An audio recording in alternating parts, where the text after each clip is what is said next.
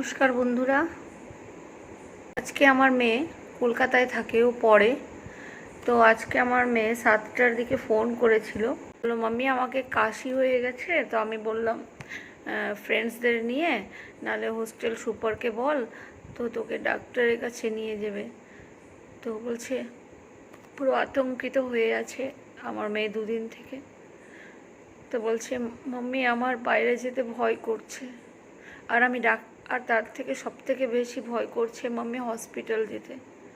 তো আমি ডাক্তারখানা যাব না, আমার যা হয় হবে, আমি ডাক্তারখানা আমি কিছুতেই যেতে পারবো না। বলুন, আমরা কি স্বাধীন? কোন অর্থে আমরা স্বাধীন? আমরা উচ্চশিক্ষার জন্য বাচ্চাকে বাইরে রেখেছি, যাতে করে একদিন ওরা মানুষের মতো মানুষ হতে পারে। তাহলে কিভাবে মানুষ হবে?